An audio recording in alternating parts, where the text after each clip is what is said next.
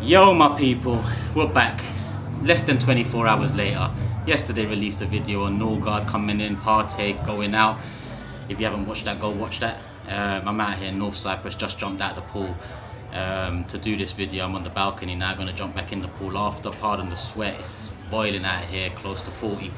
But I'm enjoying. If you've never come North Cyprus or Cyprus in general, then it's a beautiful island. Plenty of beaches, good weather, good food, good music.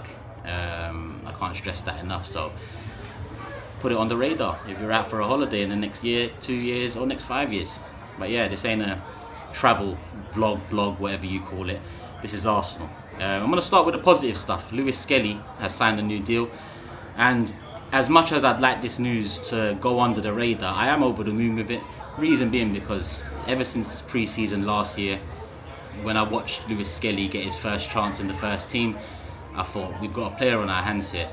And lo and behold, the season, dominoes fell in his favour, and he got more and more game time coming off the bench in some key games in the first few 10 games of the season, and then solidifying himself as our starting left back come the end of the season, and England's starting left back come the end of the season. So the news that he signed a new contract amidst the rumours that Real Madrid were interested, I mean, that's great news. That's great news. Hopefully Nwaneri follows up. And it was a shame to see him only get a few minutes for the England under-21 team. I'm not sure what's happening there, but yeah, hopefully that improves. But LEWIS-SKELLY, top player. I love his character. I love the rough edges he has, and how he has rattled quite a few fan bases over the last 12 months or so. Now those fan bases will say, well, we ain't won nothing, but that's not on him, is it? He's only just broke through into the team in this last year, and one of our best players in this last year. So LEWIS-SKELLY, love him. Long may he continue as part of the first team, because he is a player. Ever since I saw him last year in pre-season, like I said, obviously he's a midfielder, but I've started seeing him as a left back, and to be honest with you, he's done so well at left back, I can't see past him being a left back at this moment in time. Reason being because we've got a manager that likes systems.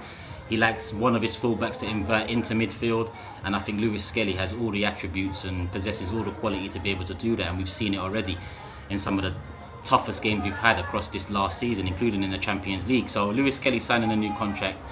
Well done to Arsenal for getting that one over the line. Hopefully, in terms of the wages and the longevity of the deal, which to be honest, it might be out, but I haven't really checked on that. I just saw he signed a new deal and thought, yeah, I'll include that in the next video. Yeah, well done. Yeah, there's a few more contracts we need to sort out, but Gabriel and LEWIS-SKELLY signing, it is a big deal, because part of this summer, and looking back at this summer when the season starts, not just game week 1, but when the transfer window ends, I'll be looking at the incomings, I'll be looking at the outgoings, and I'll be looking at some of these contract renewals as well, because they're just as important. So yeah, before I forget, people, you know what it is. Proton VPN, it's that time. QR code flashing on the screen now. You know what to do. Hit the like button, but make sure you scan that QR code as well. If you need a VPN, go get a VPN. Everyone needs a VPN. Proton got over 15,000 servers available in over 110 countries. Makes sense, right? Of course it does. Support the community, support the channel, support them. Proton are showing me some love, you've been showing them some love, and that's how the YouTube world goes round, people. So make sure you scan the QR code, make sure you click the link in the description or the comment section. It's all over the gaff. 3 options there, make use of one of them, people. Now, I'm not saying I'm going to go into negativity about this Christian Mosquera news, which Ornstein has just released, and I did say Fabrizio Ornstein will talk, and Ornstein has said we are interested, not only interested, but we are in talks, and with a year left on his contract, the deal's not too far away. I've heard quite a bit about Mosquera over the last 2.5 years or so. An exciting young talent. He's been ever present in the Valencia team in the last 2 years. Great fitness record. I think he's played 37 games last year, around 37 the year before.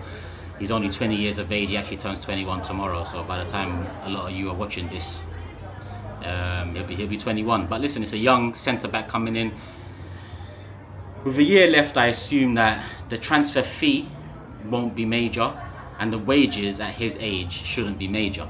My gripe with it all is it'd be nice to make inroads in the positions that improve the first team, the starting 11, the striker, the left winger, the creative midfielder, and the 10 or the 8. Those are the 3 positions I'm looking at now, because Zubimendi's a quality addition. Norgard, okay, backup, Premier League experience, cool. And like I said yesterday, if Norgard and Kepa become the fifth signings of this window in terms of impact and in terms of, you know, us relying upon them, then I'm fine with that, because that would mean that the 3-4 signings we make ahead of them are the players that impact the first team. So again, the transfer window can't fully be analysed come the end of the transfer window, but really it's come game week 1, which is a few weeks off the end of the transfer window, considering again Man United away first game, and then the 5 games after that, a very tough start to the season, and a start to the season that we need to do well in, hit the ground running. We need to build back up the optimism, the belief, hopefully a couple signings in the next few weeks, month ahead, aid with that, because that's where the excitement and belief comes from, the transfer window. But we're yet to really make inroads. It's still Sesco Gyökeres, even though news is breaking that Sesco hasn't demanded a release clause. His wage demands aren't as extreme as they've been made out to seem over the last week or so. And he's followed Arsenal on Instagram.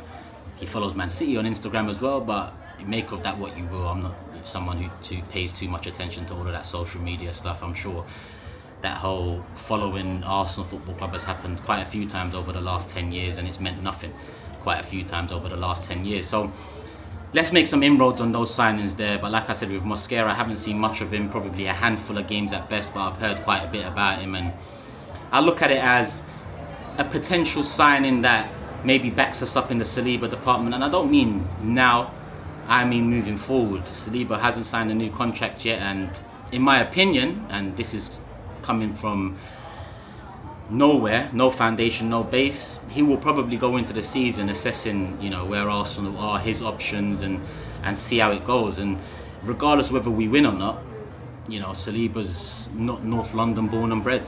You know, we gave him his first big opportunity, but you know, regardless of if we win stuff or not, he's got 2 years left. And when you consider some of the teams, or the main team that seem to be interested in him, winning stuff doesn't matter when it comes to Real Madrid.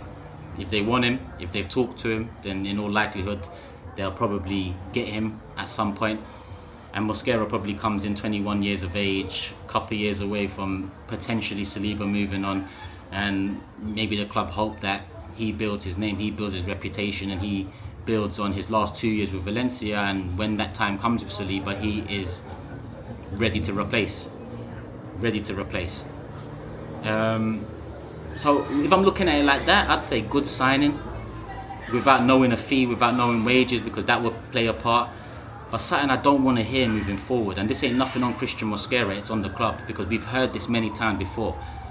People are wondering why someone like me is angry, frustrated about Norgard or about Mosquera today. How many times have we heard Arsenal Football Club, or rumours around Arsenal Football Club going into a July or August, stating that Arsenal now need to sell to buy? I think it was the same last season, last summer. We need to sell to buy. So I don't want to be hearing that this season. You know, like I said, if Norgard, Kepa, Mosquera are the 5th, 6th, 7th, 4th, 5th, 6th signings come the end of the window, fine. But if we hear we need to sell to buy moving forward, then the club have again left themselves in a position where it's not ideal. Ideally, you go for the targets that improve your starting 11, and then the players they replace in the starting 11 add the depth on the bench. So as much as at the start of this video I've talked about, you know, the necessary depth and the improvements there, if we make improvements into the starting 11, then the depth fixes itself. You know, there's no chance of selling Kai Havertz this season, but if we buy a striker, then, you know, I wouldn't mind him off the bench for a year, and next year, you know what we need to do.